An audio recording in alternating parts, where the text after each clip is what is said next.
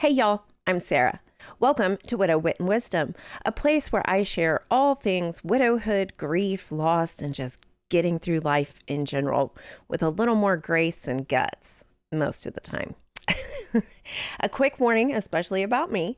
I speak my mind on subjects that make people uncomfortable sometimes, might clutch your pearls, get up in your feelings a little bit. So don't be surprised if you are triggered in some way and left questioning yourself and life in general. But let's try to make it in a good way, shall we? And learn something new from each other. So buckle up, buttercups, as I share today's Widow Wit and Wisdom with you. As Mother's Day is fast approaching, I thought I would discuss what that looks like these days. For me, it's changed throughout the years, just kind of on its own. You know, my kids are grown and flown and they're grown men. So I happy if I just get a phone call. You know, when they were little kids, it was great. Got all the handmade cards and gifts, and, you know, my husband would bring me flowers and you know, maybe take me out to dinner or something like that. But now Mother's Day is just kind of I'm lucky if I remember it. So I don't really expect them to either. And my husband's not here to buy me flowers and dinner. So, you know, Mother's Day is just kind of something I'm like, oh, okay.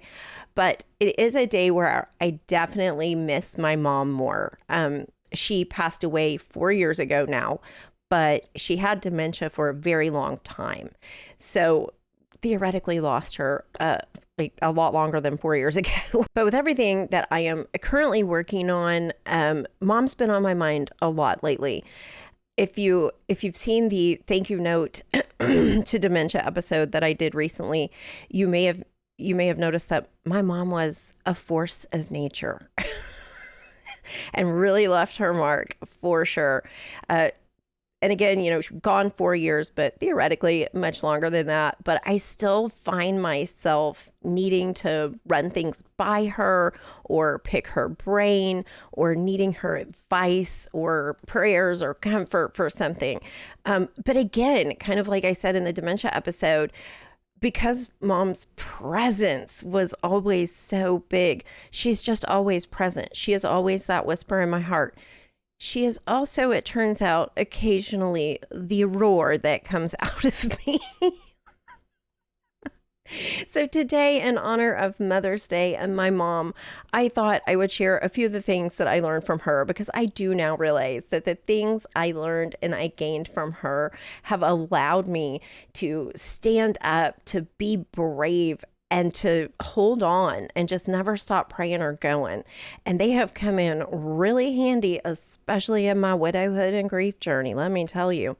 So this episode is dedicated to my mom, and I hope that she brings as much light and courage into your lives as she does into mine. So the other day, I was working on my kind of notes and stuff and thoughts on a different episode, one that I did breaking down the poem If by Rudyard Kipling. And I was going through one of those like memory flashback moments where I was trying to think through a timeline of like, when did I memorize that poem? And as I did, I had a huge epiphany moment about my mom and just the huge impact that she has had on my life, that is for sure. But I was sitting there thinking, and I just had one of those moments where like my mouth dropped open, and it was such a huge realization that all I could think to do was pick up the phone and call my dad. And when he answered, I just blurted out. I was like, Dad, oh my gosh. I put the pieces together.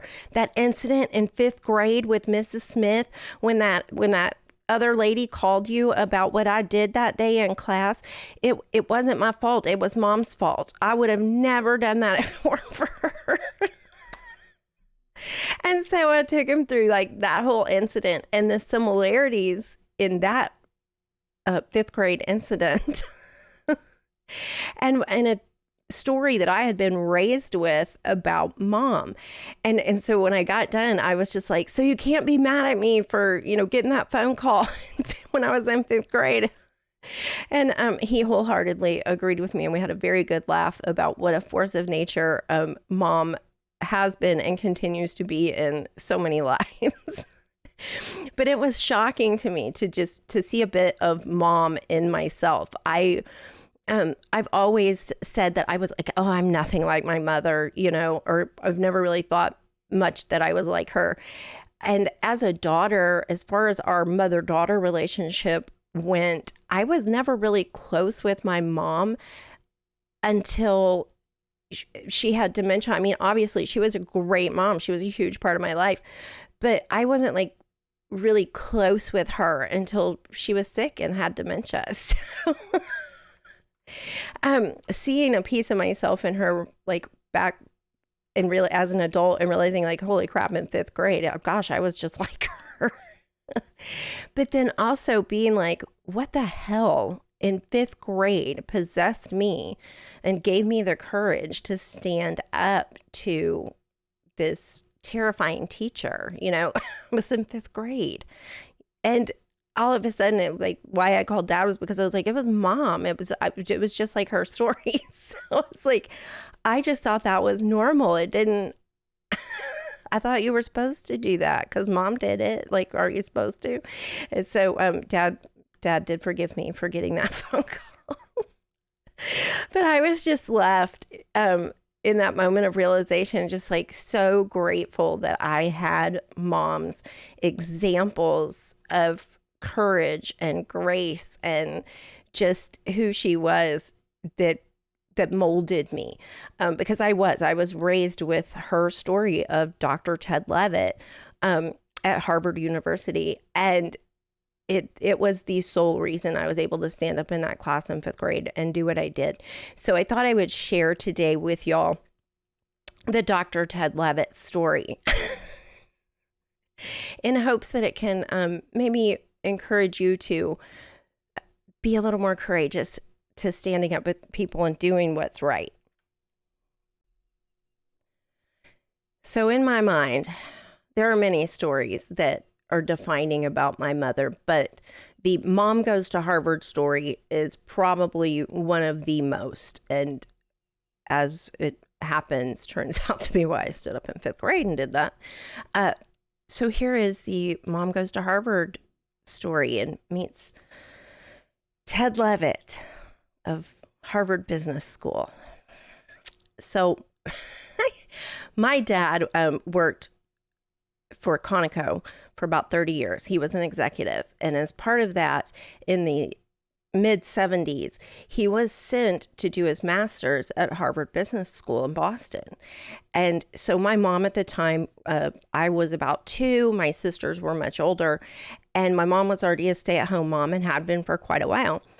And at the end of one of dad's semesters, they were going to have a spouses week. So the spouses get to come up there and kind of take their classes and see the university and everything. And so mom had been given like a packet of coursework and problems to solve for a couple of the classes that she was going to get to go to and see what it was like.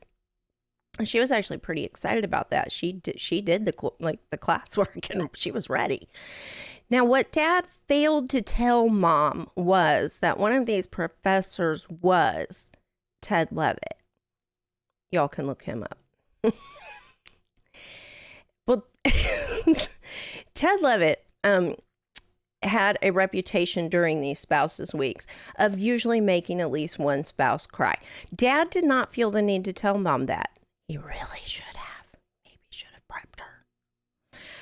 But he didn't. And so mom goes in unprepared for who this is, but very prepared and excited for this class because this is right up her little genius brain alley. Oh, by the way, did I tell y'all? My mom had a genius IQ. Yeah, don't let that whole she was a stay-at-home mom executive wife thing fool you. The woman was brilliant. So when I say she was prepared for this class, like I mean it quite literally, like really prepared, except for about the character of this person that was teaching it. So mom gets into the class, sits down, and Levitt rolls in, I guess, in his combat boots and his like fatigue pants and his crew cut, and he's really stern and, giving them all a hard time. And he starts to call on people and then pick apart their answers to these questions.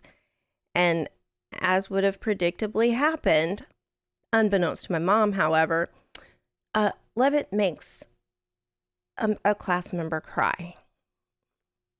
And my mother could take no more. And she stood up in that class and looks at Levitt and says, "Hey, why don't you pick on somebody your own size?" And Levitt looks at her and says, "You think you're my size?" And Mama says, "Well, I guess we'll see." She proceeded to pick apart everything he said for the next, I guess, whatever the rest of the class period was. It was just a showdown of marketing strategies between my mother and Dr. Levitt. And I guess it was a hell of a show. And he could not take her down. In fact, I think he learned something from her that day. Now, this was normal to Mom. Mom just was like, "Well, that was a cool class," and went on back, came back to us because we were actually up there with them, and never said a word to Dad. They did not have time to talk in the rest of the day. However, they did have to go to a dinner that night with the professors. Now, Dad, again, had not had time to talk to Mom about how the classes went, and she didn't say anything. So they get to the dinner, and one of the other spouses' husbands walks up to my dad and says, "Wow, that was quite a thing that your wife did in Levitt's class today." My dad said, "What exactly did my wife do in Levitt's class today?" Because Dad was hanging on to this class like by the skin of his teeth and terrified of this professor. And he's like, "Oh shit, what did she do?" And so the man proceeds to tell my dad what Mother had done in class that day. And then Dad is like, he can't get back to Mom fast enough. But when he does, by that time, Levitt and his wife have walked into the room. And just so happened they were also sitting at the same table. But turns out it was not a problem. Dad said they sat down at that table and he's looking at Mom. Levitt never spoke to anyone in the room that night, but sat down. Levin and his wife walked into the room, made a beeline for Mom and Dad's table, as was Dad. And he proceeds to sit down and speak to no one the entire night except for my mother. That was it. And they have a brilliant conversation. And Dad was just like, "What? Like, what on earth?" But the fact that Mom stood up to the bully and said, "Hey, pick on somebody your own size." She quite literally said that, actually. And then proceeded to brilliantly prove her point with simply nothing but her big, beautiful brain and character. And that always, as a child, just to me made my mom look so powerful. You know, she was just a stay-at-home mom. That's how Levitt saw her. That he was not expecting her. I'm not sure which one of those two that day was less prepared for the other. Like, Dad didn't prep Mom for her class with him, but Levitt was definitely not prepared for my mom that day. But apparently, they both came away and learned something. And I know I, as a child being raised on that, learned something because years later, when I was in 5th grade, my dad walked in the back door from yet another business trip to a phone call. And I come scooting around the corner excited to see my dad. And he says, "What did Sarah do in class today?" Yeah. So it was kind of one of those moments. So I definitely learned a lot from my mom. I, like my mother, had stood up to the terrifying teacher, but had done it in a way that made sense and wasn't aggressive. It was just, this is what makes sense. Why aren't we doing it this way? Kind of thing. So, and that teacher and I, much like Mom and Levitt, ended up being very close. But my mom just again, she was a force of nature, and she did it in usually a way that was pretty graceful, but also powerful. Her roar was going to be heard, but it was heard in a way that was just brilliant. I don't want to say outsmarted you, but with Levitt, let's face it, I think she just kind of outsmarted him. But she did her research. She knew how to approach it. And she made that very clear on how we should approach things as her daughters. And so I had that example and I went with it from a young age and still do, kind of in hindsight when I'm picking apart the journals. So I have a lot to thank my mom for this Mother's Day.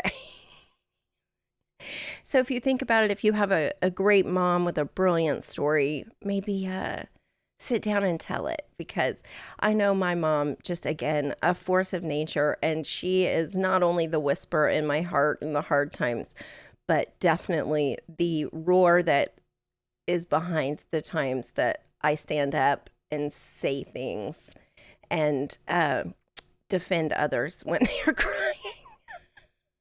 That is for sure. That is all her when it comes out of me. But yeah, mom is definitely somebody to learn from. And I am so grateful that I had her as an example and as someone to learn from. Not only her courage, but her faith.